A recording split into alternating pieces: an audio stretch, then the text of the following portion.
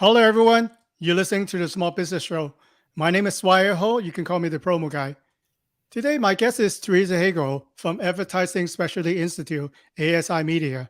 Theresa is the executive director for the digital content at ASI Media, and where she assumed responsibility for oversighting the Promo for the Planet Sustainable Initiative. She's an accomplished award-winning journalist with her most recent accomplishments at the prestigious Jesse H. New Award for work in the fashion issues of the Wearable magazine. With her role, Theresa covers strategy at ASI Media, prioritizing the realms of apparel, digital technology, and business operation and management. Her impressive writing and reporting skills have granted her multiple regional and national honors. It's an honor to have you to be here on the show today, Theresa. Yeah, it's great to be here. I wanted to find out, Theresa, with your role at ASI, you deal with so many different topics. What do you enjoy most about your work?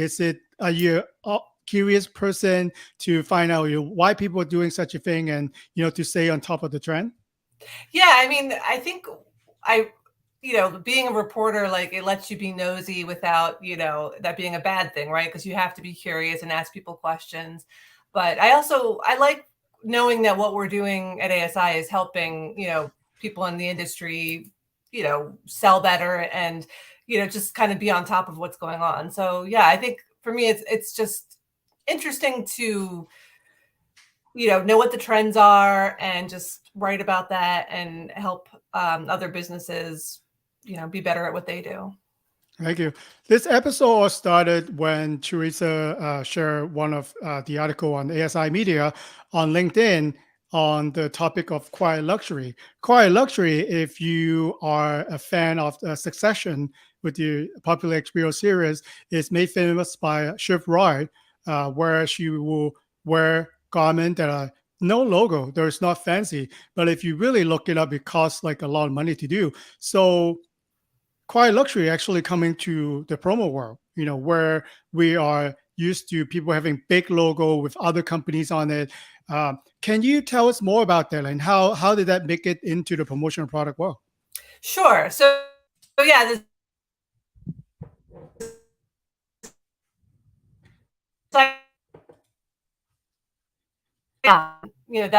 that became a huge thing. But with promo, yeah, like you said, you would think that the quiet luxury in the promo world would be kind of an oxymoron, right? Because we want logos on things so that people know the company.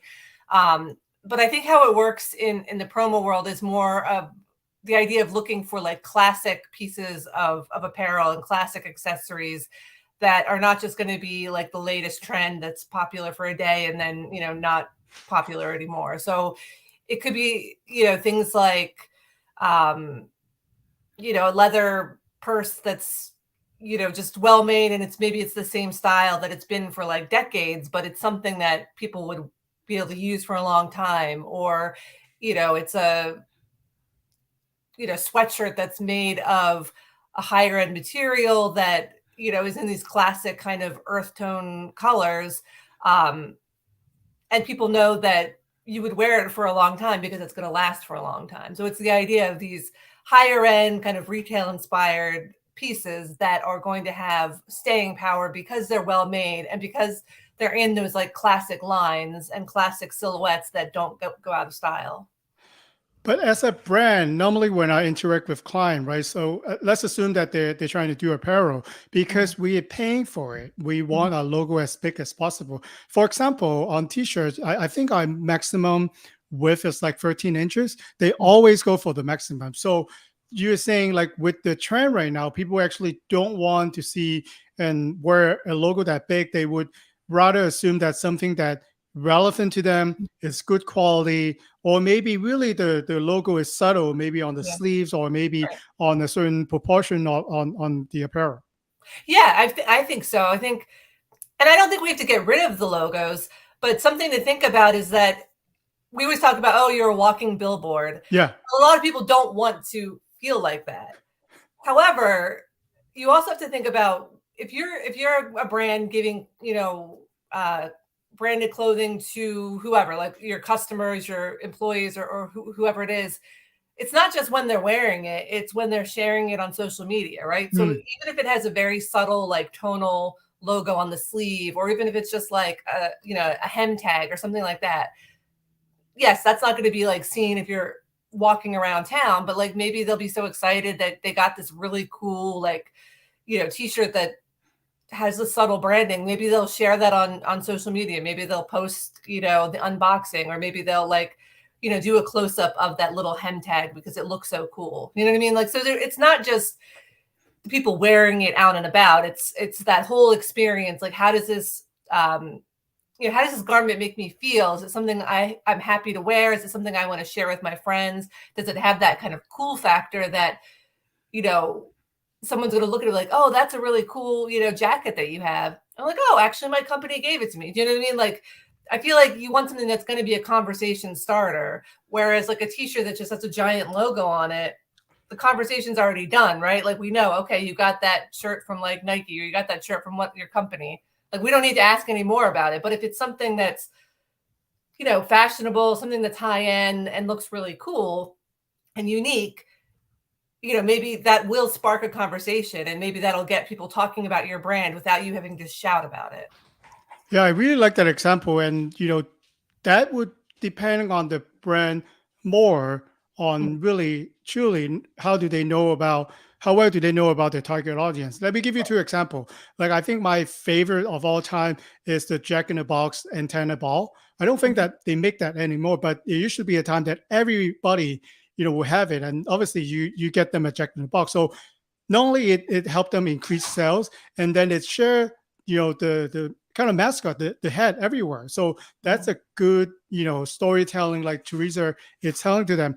And, going back to recent time, if you ever have a friend, or in my case, my daughter is a K-pop fan, they will go out of their way to buy the lighting stick, they call it, to go to concert. That stick costs like $100. And when you see a K-pop concert, recently they did a K-pop concert in Chicago, right, in downtown Chicago. All the fans has the stick. Imagine what type of branding value it brings up. What kind of conversation when you see someone holding up the same item that are associated with that event. I don't think there's a logo on it, but if you're holding that item, or if you're holding that piece on maybe a trade show, or maybe on a networking event, people know what it is, and you don't have to scream your logo in order to get the message across. Yeah, it makes you part of the club too, right? Like, you see that, you instantly know, oh, you like the same thing that I like. Yeah, I think that's the thing that's important, but it takes a little bit. Do you think is that the reason why people, I don't want to call them lazy, like people want to just ask a distributor like myself, what's the most popular, and they just buy it and get it done with? Yeah, I mean, I don't think it's because they're lazy. I think it's because it's easier, and it's, finding that kind of secret sauce that is going to get everybody talking. That takes a lot of effort that people don't necessarily have the time to do. So yeah, if you can just kind of be like, oh yeah, what's the newest, coolest thing? We'll just give that out. Like, I think it's just hard to be the person who, try something new, or kind of like, this is the way we've always done it. Well, we don't always have to do it that way. So I think it's just kind of breaking that cycle of thinking, well, this is how it's done. This is how we've always done it. I don't want to rock the boat. I don't want to try something new. Yeah, I think it's just because that it seems like it's the easiest way, and maybe, we always talk about how, distributors have to kind of educate their clients on things. So maybe it's not about blaming like the clients for asking for this, whatever the latest trend is. Maybe it's on you guys to be showing them, showing them what they should be doing, right? Like educating them on why, okay, yeah, this might be trendy, but this is what you should actually do. Oh, thank you for the pressure, Theresa. What I wanted to do, because really it's not what you are giving. People always talk about the experience, and if you go out and you see that when you go to an event, there are more type of experience type booth available, right? You play a game, or you interact with certain things, they will give you a product at the end, right? But you have to do a certain things, or maybe you have to participate in certain things that could potentially help the branding or marketing, for the company behind, in order for, if I just walk by, you give me something and I get something, right? But if I had to work for it, or if I have to do a certain things, that kind of makes it more unique and kind of makes me want to hang on to that product a little more. And I think, to answer your question, in marketing, you don't really want to do what everyone else is doing. We all know that. Like when it comes to marketing, branding, we always want to see what is something that has not been done before that we can try. So maybe have that same mindset when choosing a product that carries your company's name. Yeah. And I like what you said about having that experience added to the promo, because you're right. Like, if somebody just hands you something, it's like, oh yeah, that's nice, I like that. But if it was part of an experience where you're helping to design it, or you have to like spin a wheel, or you have to do this or whatever, like now you're like creating a memory that has a tangible thing attached to it. So I think you're more likely to remember the experience, remember the brand, appreciate it, and keep it. Yeah, and customers sometimes ask you, I only have a certain amount of dollar. What can I do? Like, my favorite approach will be, a lot of people have their social media following. So let's assume that you have $500, right? You don't have to buy 500 pens worth of pen. So what you can do, you can actually buy one very nice gift and then do a sweepstakes on your social media. And if you're smart, you want to create the call to action, visit your website, sign up for a newsletter, or give you a call, whatever that you want to do. And only one person will win the gift. But you could tell people to follow their friends, send the message out. I can't tell you how many times I give them my email and my contact information just to win something that's $10. Right. Yeah, it's because of social media and the internet, the reach can be so much bigger than just like the one item. So I think tying the digital and the physical together is such a powerful experience, for sure. I think this is something that a lot of brands don't think about, because they spend a lot of time, for example, building their Facebook group, right? Or maybe they have a lot of Instagram following. People at some point do want to feel something tangible, even if you think that you are a digital brand. So, and when you talk about brand ambassador, right? When you talk about walking billboard, people actually do trying to get something tangible that to show off that I'm supporting a brand. And if you're smart and recognize the opportunity, that's something that you can actually create for your fans as well. For sure, I agree, 100%. Let's talk about sustainable product, Theresa. I know this is something that you're passionate about, with your work at ASI Media. It seems to be a more popular topic, right? People are start requesting for recycled materials, sustainable. They care more about when and where's the origin for the product. Can you touch on that, and how do you see as an industry we're heading? Yeah, so it's been about a little over a year now. We started a page called Promo for the Planet. So it's asicentral.com/promo for the planet. And that's kind of a spot where we have educational resources about sustainability.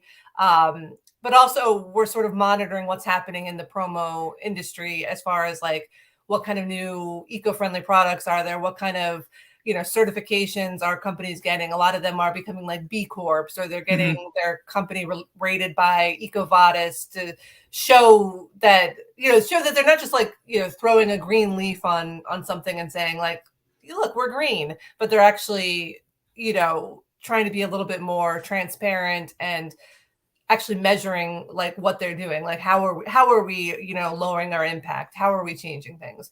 So that it seems like it kind of started right around the pandemic, that this shift to wanting more sustainable products and more accountability when it comes to sustainability. It's definitely been in like the last couple of years that this has become a huge thing. But yeah, I actually think the quiet luxury kind of ties into that too, because you hear all the time that idea of like brand fill, where it's like cheap promotional products that end up in a landfill because it's something that nobody wanted, nobody needed, nobody asked for. Whereas if you are being thoughtful about what you're giving people, if you're giving them something that is well made, something that is useful, something that really fits with your brand and fits with what the recipient would want, maybe it is a higher quality thing. Maybe it is like a luxury, more luxury or perceived luxury item. That's something that's going to be kept. So that it's something that is kept and used is always going to be more sustainable than something that is like supposedly green but gets thrown away right away. You know what I mean? So like the high quality things that are kept for a long term, that's also part of the whole sustainability piece. But yeah, it's definitely a trend. We're always seeing more and more companies in the industry sharing like a new sustainable product that they're doing, or ways that they're reducing energy or reducing plastic in just their business environment. Asking on behalf of a brand who is thinking about sustainable option, it's sustainable always mean more expensive, or it doesn't always work that way? It doesn't always have to. I mean, like it can be more expensive to go with the sustainable route, but I think there's a lot of companies that are working to use, say, like recycled polyester or recycled cotton sometimes too, for like t-shirts and whatnot. And they're looking at ways to make it less expensive. Or maybe less expensive than it was, maybe not less expensive than the traditional method, but they're definitely bringing the costs down. But I mean, like you said, with the idea of the sweepstakes, I mean, there's no reason, like your budget may be your budget, right? You can't necessarily change that, but you could, get like a smaller quantity of sustainable goods. And then you can tell that story to your client, right? Like it's the benefit of it is more than just like that it's a nice green, sustainable product. You can also take this sustainable thing that you're sourcing, and then you share that with with your clients, and that becomes part of the story that makes it more feel good, and that's something that your end users are going to appreciate. Yeah, one question I always ask my client, if they're thinking about brainstorming what item they should get for the event, or they're trying to do is, I ask them, what is your value? What does your brand stand for? Because, for example, like Theresa is saying, if you say we help the environment, we wanted to be more sustainable, then don't buy a lot of things that wrap in plastic. And if we are sending out a gift box, don't wrap in another layer of plastic and then another plastic bag. So think about the entire packaging, because in packaging, which is a lot of ways come from, depending on what you're sending or depending on how you are presenting that physical item, the packaging itself can be reduced or maybe repurposed sometimes. Actually, like seed paper, I think is a fun things that we have. Yeah, seed paper is great. I've also talked to a lot of companies that will take, maybe they do packaging, they do kitting, and they'll take like their leftover cardboard and like shred it, and that becomes like a fill for the boxes. It's a recycled shred fill, as opposed to using like foam or something that's not great for the environment. So there's lots of different options. There's like those, have you seen like the paper, it's like a honeycomb almost, that can keep like glasses safe, as opposed to using packing peanuts or something made of like styrofoam. So there's, you can certainly still, package something and make it attractive and make it like have that whole unboxing experience.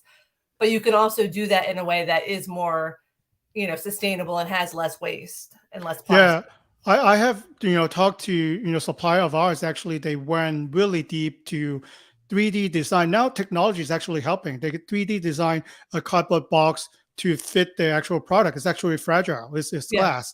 So, and no styrofoam. Styrofoam, never decompose. And cardboard, like you said, you could recycle it if everyone can recycle, right? Or you can really, like you said, if you have those machines, you can shred it and it becomes really good production for, other materials.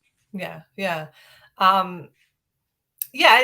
think that there are a lot of options out there now that there weren't before, because I think there is more demand for it, and I think that's what a lot of the end users, that's what people want. And I mean, we've heard like, so if you're a brand that wants or isn't sure about doing this, I know that like bigger brands, like when they're asking for things, they're kind of demanding that distributors have these, sustainability, like, meet these certain standards. So it's becoming like the normal thing that you just kind of have to do. So I feel like brands that aren't there yet, you might have to be there soon. So you might as well start, getting the knowledge about what all this stuff means and how you can implement it for your own projects, because you might not care about it or might not know about it, but your clients are probably going to want it, and they might have to do it at some point. Yeah, as a small business, so I think this trend is actually helping me, because Mhm. I want to flip at the table, right? Yeah. Gone are the days that they want to find the cheapest stuff possible, don't really care where it come from, just get me the cheapest product. Versus right now, they want to say maybe they're supporting local women-owned business. Right. Right. We've helped clients that they only want to buy from local women-owned business that use sustainable material. So if it's actually filtered down by a competitor that is out of state, don't know Mhm. the local environment. So Right. if a small business will think of it this way, that you can actually create a unique proposition to your client. I can source this type of product. Yes, it might cost a little bit more, but you could tell each ingredient, or who you could actually see the person who made it, right? It's Mhm. not just coming from a factory who do not follow any sustainable option, and then you are kind of guessing where it come from, what kind of plastic it is, why Mhm. when I open it, when I drink water, it all tastes like plastic. Yeah. And Yeah. there's a reason why it tastes like plastic.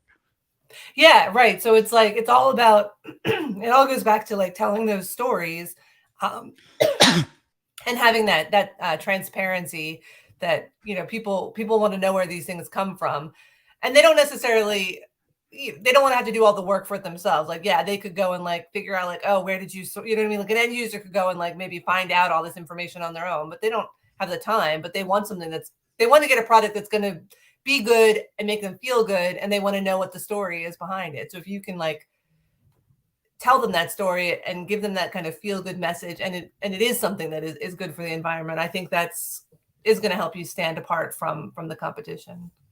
Yeah, I think this is definitely a trend. That's why love to have you on the show, Teresa, because I think sustainable is here to stay, and especially for all the B crop company that Mhm. I'm seeing now in the promo world, they really go all out just to find a sustainable option.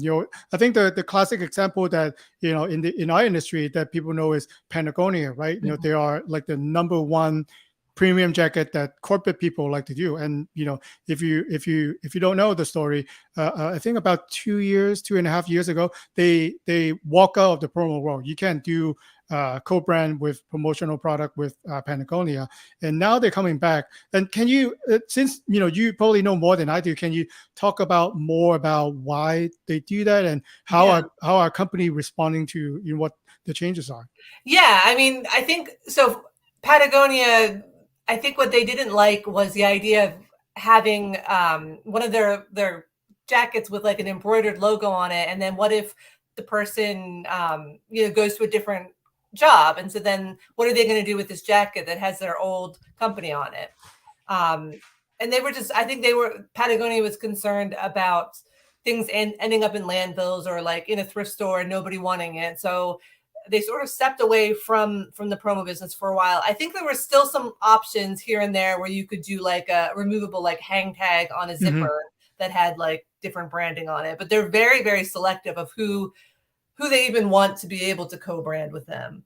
But the big news was that recently they did come back into the industry in somewhat of a limited way, and they don't. I think they really don't want it like front and center. I think it's like on the sleeve or something.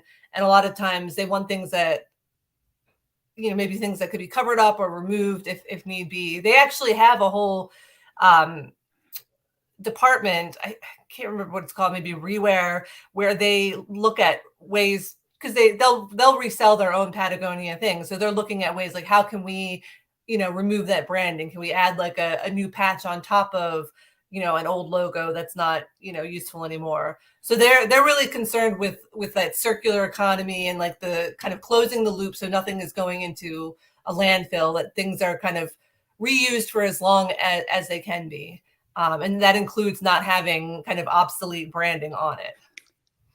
Yeah, I think Patagonia really hit all the marks being right. Obviously they're very sustainable. They're one of the brand that I looked up to, and they also created a fear of missing out type of marketing campaign, not everyone can use a jacket. But if Right. you are able to, then you are one in a million, right? So they actually using the quiet luxury quite well. Not everyone can have it. If everyone can have the jacket, then it's not special. But if only the selected one that are chosen by a team that meet a standard, that's the important point, meet a standard, then it goes on, the logo can goes on. So I think they're doing everything right, in terms of branding. Yeah. It's definitely working for them. I know I've heard from other people in our industry that kind of grumbled about like, oh, why can't they just let us use it if we want to? Like, it doesn't always make them popular with people, but it's because it is such a coveted kind of item. Everybody sort of wants it, but not everybody can have it. And that, like you said, that is, giving that fear of missing out. It is giving that quiet luxury kind of feel to it. Yeah, we're kind of funny. We humans are funny. Like if you really want the things that you don't have, right? Mhm. If you already have plenty of, Yeah. especially if everyone is giving it to you, it's not special. So I think it goes back to the whole gifting concept, right? You want it to be unique. You want to know that person, or that when you receive an award, right? You're the Mhm. only one that have it. Even it's a piece of paper sometime, right? But then Mhm. you really value because you know that you've won. So Right. I think Right. that's similar concept. Yeah. Yeah. You don't want just like the participation trophy that just because like, okay, yes, I showed up to all the soccer games, so I get an award. Like that's not special, but if it's something that is very, targeted and meaningful, that's important. So Teresa, I want to ask you this question. So for a brand, who really enjoy our conversation, and do you want it to search for more sustainable options that are available? Are there good ways I could find out and learn more about the different terminology? Because I've been to the ASI Promo for the Planet. You have a really good section for explaining the all the terminology. Can you talk about that? And how can people find out more about that initiative? Sure. So, our initiative is mostly geared towards the industry itself, but I think that main page is sort of open to anybody who wants to look for it. But it's asicentral.com/promo for the planet. And on there, we have a glossary that includes like definitions for things like circular economy and, greenhouse gases, just like any kind of words that you may have heard related to sustainability, but don't necessarily know exactly what they mean. You can just sort of go on there and be like, oh, okay, that's what that means. You just to like help kind of gel it in your mind. We also have a list of a bunch of different certifications that are out there because a lot of companies will be like, oh yeah, we're B Corp certified, or we're this, or we're that, and it's like, well, it all sounds really good, but what does that actually mean? So it's nice to have kind of a listing and be like, okay, so that's that. Like, and it also will help you sort of figure out what is important to you as a brand, right? Like maybe you can't always, sometimes you have to pick and choose a little bit, right? You can't always support every single sustainable or every single thing that you want to. So maybe like for your brand, it's really important that you're sourcing things that were made with fair labor. So you can like find more about like, the different fair labor associations that are out there and like and kind of align yourself with companies that are doing products that are made with fair labor. Or maybe it's really important to you that it's carbon neutral, or maybe like you said, maybe it's like they want something that is from a small business that's women owned and doing things that are made in the USA. Like, so it's important to kind of know what all those certifications are and what they mean and what they don't mean, so that you can be sure to align yourself with what is important to you and your brand. Yeah, I think there's a lot of terminology. There's tons of acronym that I really like to say that we don't know about. So I think that is a place to start. So how about for people who are in the promo industry? What would be a good way to connect with you to learn more about your work, Teresa? So you can reach me on just about any social media site. I'm on LinkedIn, obviously, under my name. I'm on Twitter, which is now X, I guess. So, but I am still I'm there. I think just under my name. I'm on Instagram.